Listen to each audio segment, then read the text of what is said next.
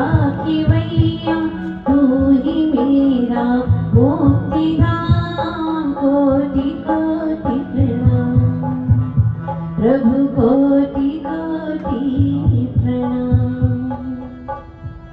आदि तीर्थंकर श्री आदिनाथ भगवान की जय। 24 तीर्थंकर भगवान की जय। संत शिरोमणि आचार्य गुरुदेव श्री विद्यासागर जी महाराज की, आचार्य वरिष्ठ समय सागर जी महाराज की, पंच कल्याण महोत्सव की, 16 कारण महापर्व की, वंदनीय आर्यका पूर्णमती माता जी की, वंदनीय आर्यका संघ की। आपने कभी देखा होगा एक फूल 2 बार नहीं खिलता, एक फूल 2 बार नहीं खिलता, तो मानव जन्म भी बार बार नहीं मिलता। यूं तो कई मिल जाते हैं जन्म पर जन्म, पर जैन धर्म बार बार नहीं मिलता, जैन धर्म बार बार नहीं मिलता। बहुत ही सौभाग्य से जैन कुल प्राप्त होता है और उसे यूं ही गवा देना। कम से कम प्रातः काल उठ करके अपने स्वभाव की सामर्थ्य के बारे में जरूर विचार करें। अपना स्वभाव कितना सामर्थ्यशाली है, इसके बारे में जरूर विचार करें। प्रातः काल उठते ही क्या करते हैं आप लोग?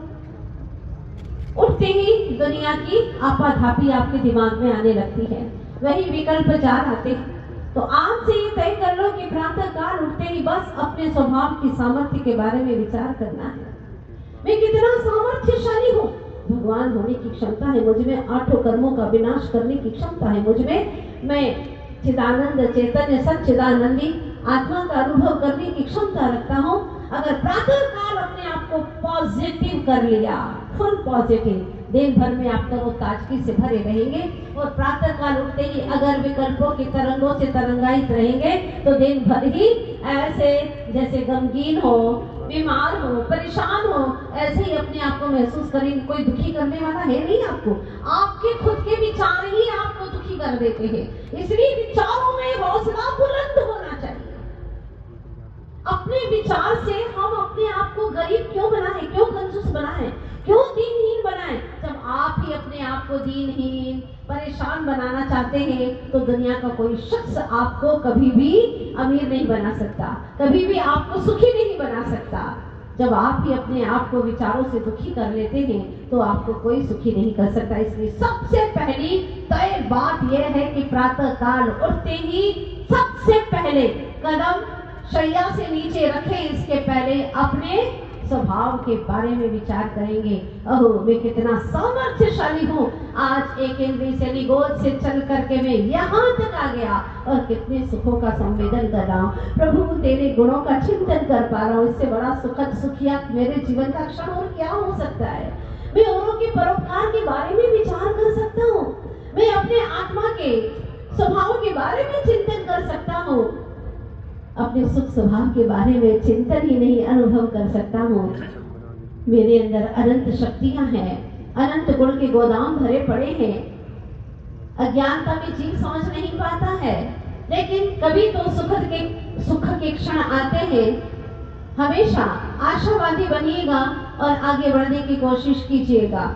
कल की कहानी जहाँ पर मैंने आप लोगों के बीच में स्टे करके रखी थी, 24 घंटा सोचा होगा कि वो शिकारी मान जाए और दमयंती के जो रूप सौंदर्य पर लालायित हो रहा है, उसके मनमोहक रूप को देख करके उसको अपनी रानी बनाना चाहता है।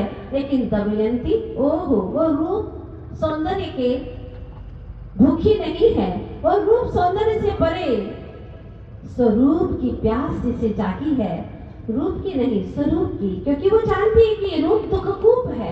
जितनी रूप के बारे में सोचोगे इससे कोई सच्चा सुख मिलने वाला नहीं है, कभी नहीं मिलने वाला, क्योंकि जो नश्वर है तो उससे मिलने वाला सुख भी नश्वर ही है, आभास है, सुखाभास है।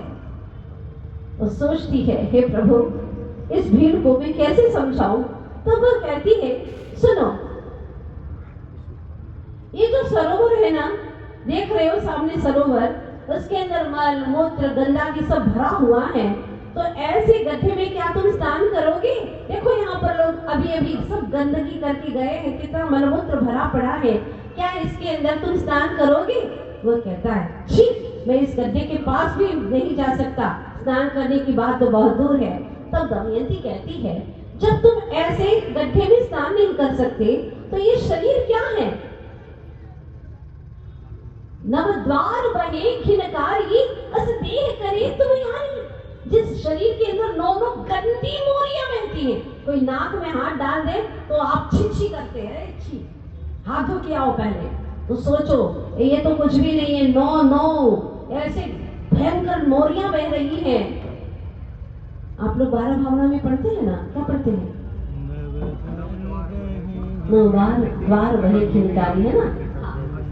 हाड़ मांस आदि से भरा हुआ यह शरीर। एक कवि ने तो यहाँ तक कल्पना की है, आदमी का जिस्म क्या है जिस पे शैदा है जहाँ, एक मिट्टी की इमारत एक मिट्टी का मकान, गारा इसमें खून है और ईंट इसमें हड्डियाँ, चंद सांसों पर खड़ा है यह ख्याली नूर शाम, जो न होती इसके ऊपर चाप की चादर मड़ी, तो फिर उसको काग कुत्ते नोचते हर हर घड़ी, नोचते हर घड़ी।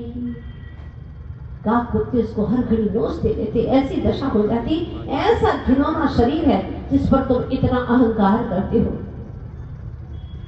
सोच लेना, 4 दिन की चांदनी है फिर अंधेरी रात है,